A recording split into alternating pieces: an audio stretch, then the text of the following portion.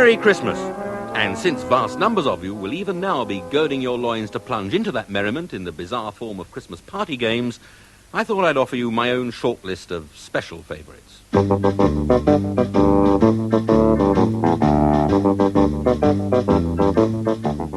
Postman's Knock. This game is usually played throughout the Yuletide season, that's to say from about November the 9th onwards. It also goes by the names of Dustman's Knock, Butcher's Knock, Newspaper Boy's Knock, Grocer's Knock, and remember me, I'm the man who came the year before last to do that outside drain of yours, knock. The rules are fairly simple. The householder waits in an upstairs room with the curtains drawn, peering through a chink. As soon as he sees one of the other contestants coming down the garden path, he rushes around the house on tiptoed socks, switching off lights, televisions, radios, and so forth, and locking such items as children or dogs in a soundproof cupboard under the stairs. The postman or dustman or whoever then knocks. After 10 seconds, he knocks again. After a further 10 seconds, he pokes open the letterbox and shrieks, "Merry Christmas, Happy New Year, Governor!" The other player has to remain absolutely silent. If he makes a noise, he pays a forfeit, anything up to a tenner. If he remains silent, however, he pays a forfeit, anything up to a dustbin on his Volvo.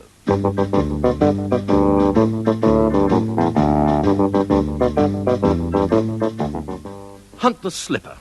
Almost every family in the land will be playing this extremely popular game over the next few days. At some time during the seasonal junketing, the doorbell rings.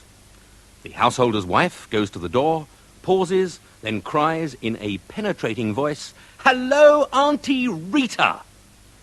This is the signal for the householder to leap from his drunken glaze, race up the stairs and begin rummaging in a corner of his bedroom. He is trying to find the pair of slippers given to him by Auntie Rita.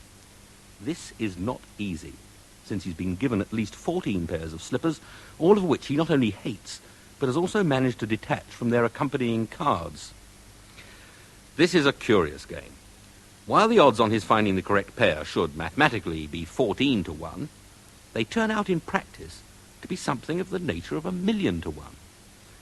No one has succeeded in explaining this phenomenon, least of all those men one tends to find on the fringes of classier funerals, weeping uncontrollably over not having been invited back to attend the reading of the will.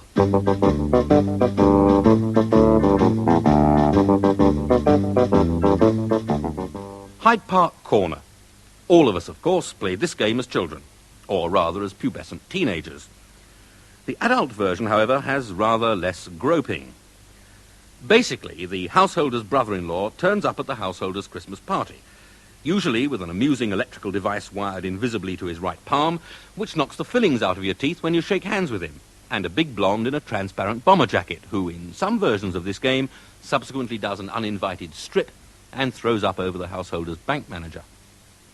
In the basic version, however, the brother-in-law merely arrives, screams, "Nice to see me, nice," and still in his sheepskin coat, proceeds to tell an extremely interesting story lasting 2 hours about how he's just driven the Porsche from Maidenhead to Hyde Park Corner in only 41 minutes and 11.3 seconds, according to his platinum Hirohito chronometer, which is, by the way, the watch chosen for the 1988 Olympics, and is guaranteed to within 1 second per century. Not bad for only 1,900 quid. Course, that's the Kowloon wholesale price he's talking about. And while we're on the subject, the game is over when the male guests, who happen to be the only friends the householder has in the world, start looking at their own tin Timexes and their wives and begin to drift out into the night. The brother-in-law then collects his prize, which is usually about 5 bottles of scotch.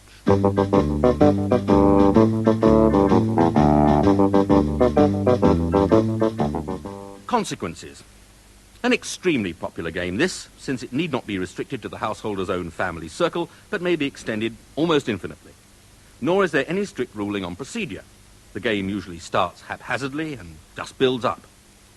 A typical round might begin with the householder giving his son an air gun, say, for Christmas, and the householder's neighbour giving his son a rabbit. The gun is used to shoot the rabbit, and the rabbit is used for shoving in the householder's face on Boxing Day afternoon. The householder then withdraws the neighbour's invitation to the householder's booze-up. and the police join the game at midnight when this booze-up is at its height, in pursuance of inquiries as to anonymous complaints laid under the "my wife and I are trying to get some sleep" act.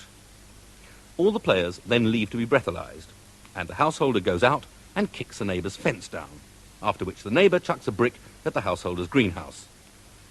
The game is over when the first "for sale" placard appears.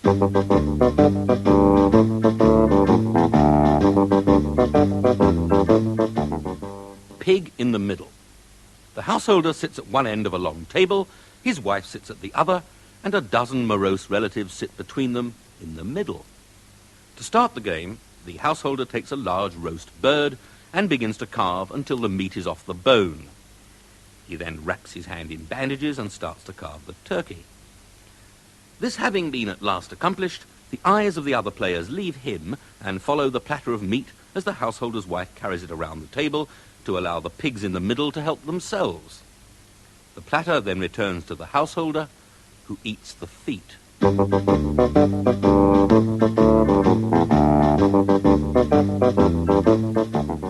Musical chairs.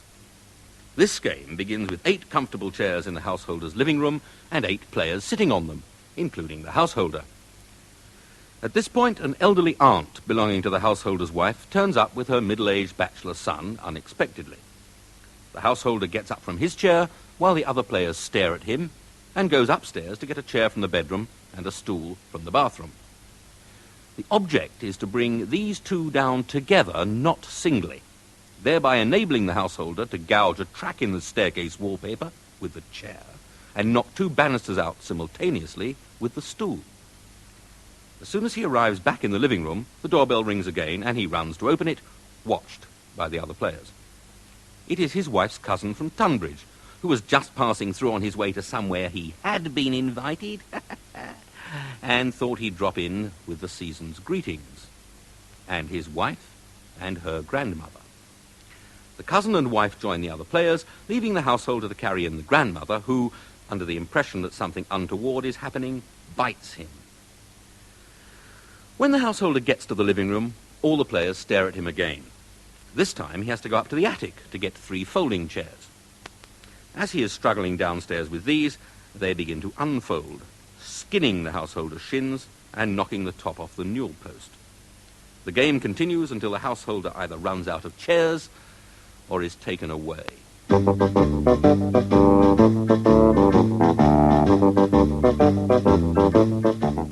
Statues.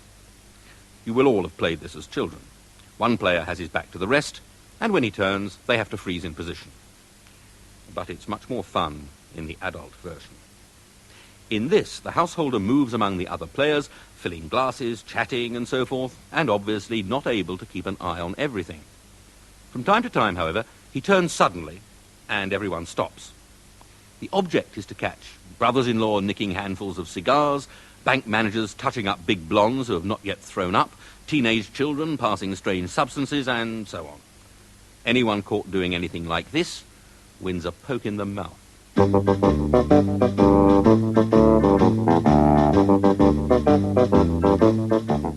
Simon Says, a favourite Christmas game for more competitive wives. Should the conversation turn to Chinese territorial ambition, the falling pound, the Labour Party schism, or indeed anything else, Simon's wife, or Nigel's, or Henry's, or whoever's, interrupts with, "Well, Simon says," and proceeds to quote interminably. Simon, or Nigel, or Henry, or whoever, takes no part in this game.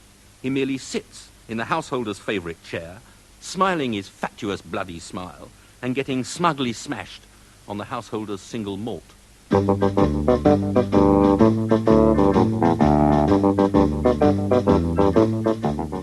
10 green bottles.